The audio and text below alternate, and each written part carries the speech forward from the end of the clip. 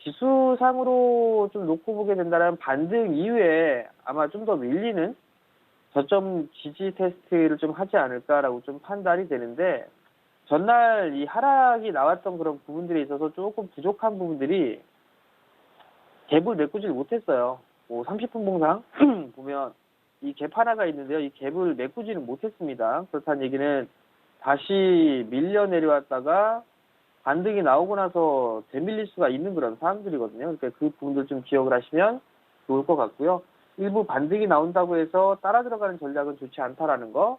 왜냐하면 다시 이중바닥의 모습을 보일 수 있는 그런 자리대를 좀 만들지 않을까라고 좀 판단이 돼요. 그렇기 때문에 추격 매수는 좀 자제하고 보수적인 관점을 좀 유지하는 그런 부분들을 좀 봐야 되지 않나라고 좀 판단이 되고요.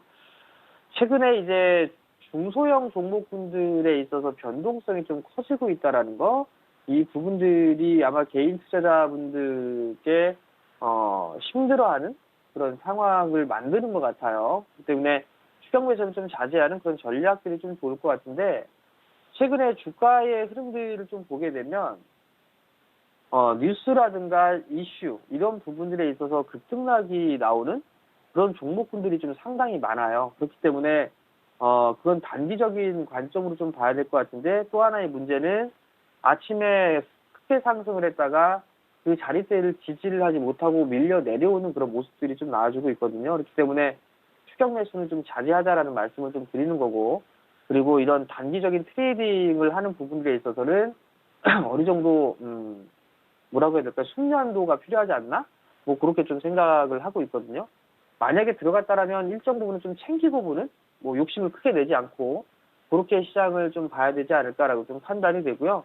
오늘 뭐 셀트리온 그룹주들 보니까 갭상승 동시효과에 좀 상당히 양호한 그런 모습들 좀 보여주고 있어요. 그렇다고 해서 따라 들어가는 전략은 좋진 않아요. 그렇기 때문에 그러한 부분 좀 기억을 하고 추격 매수는 좀 자제하는 그런 전략이 좀 좋지 않나라고 좀 판단이 되고요. 여전히 관심 있게 좀 봐야 될 그런 부분들은 실적 시즌이에요. 이제 좀 있으면. 그러면 어닝 시즌을 좀 준비하는 그런 전략이 좀 좋지 않을까라고 좀 판단이 되는데, 여기서 좀 보게 된다라면 뭐 계속적으로 좀 말씀을 좀 드리고 있죠. 실적이 좀 괜찮게 나올 만한 그런 종목군들 위주로 좀 말씀을 드리고 있는데, 첫 번째 종목 같은 경우는 효성 첨단 소재예요.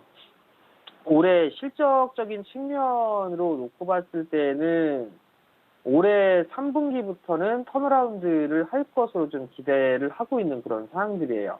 물론 주가적인 수준으로 놓고 봤을 때는 어떤 기대감이라든가 이러한 부분들 때문에 상승을 해줬는데 급등이 나오는 것보단 추세적인 상승을 해 나가고 있죠. 그렇다면 추세 하단 자리 때는 한 번쯤은 좀 매수 포인트로 좀 잡아볼 수 있지 않을까라고 좀 판단이 되거든요. 실적이 턴어라운드가 되고 내년도에 성장을 해 나간다, 그런 조건이 있다라면 충분히 좀 상승 여력은 좀 남아있지 않을까라고 좀 판단이 돼요. 그렇기 때문에 이러한 종목군들은 조정 시에는 좀 매수 관적으로 봐도 좋지 않을까라고 좀 판단이 되니까 그러한 부분도 좀 기억을 하셨으면 좋겠고요. 그 다음에 뭐 ICD 같은 기업도 있어요. 주가는 못 올랐어요. 주가는 못 올라 있는 그런 상황들이죠. 근데 2분기 실적이 당초에 예상했던 것보다는 컨센 대비해서 안 좋게 나왔어요.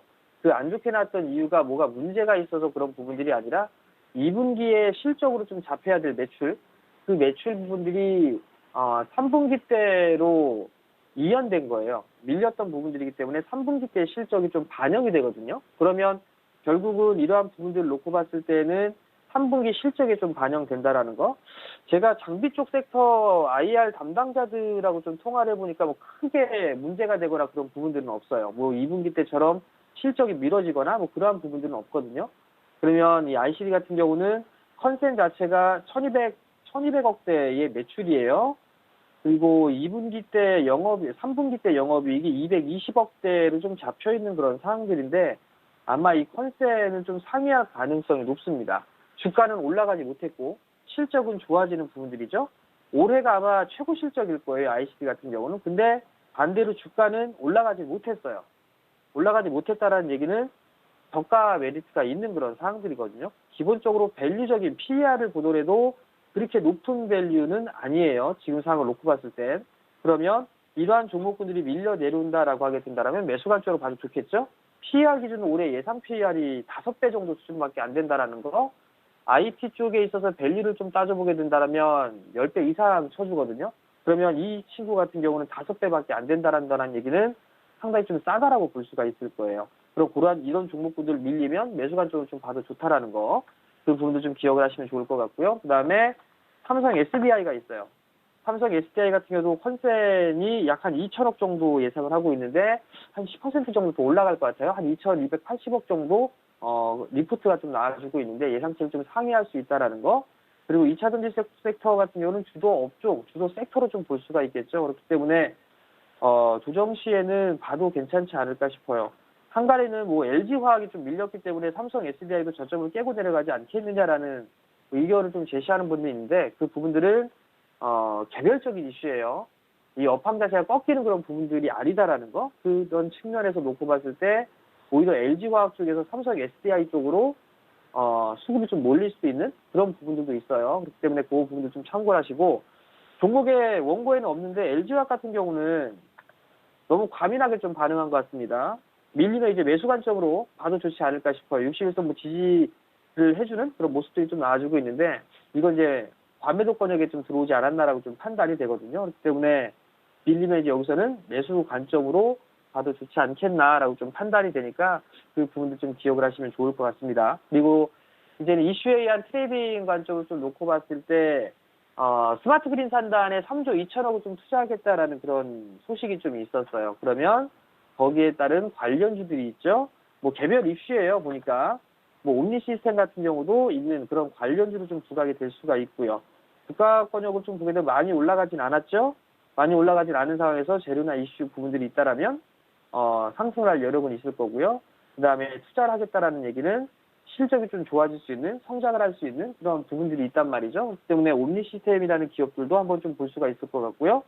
거기에 따른 관련주들을 좀 보게 되면 누리텔레콤도 있어요. 근데 최근에 좀 급등이 나왔던 그런 부분들이 있죠.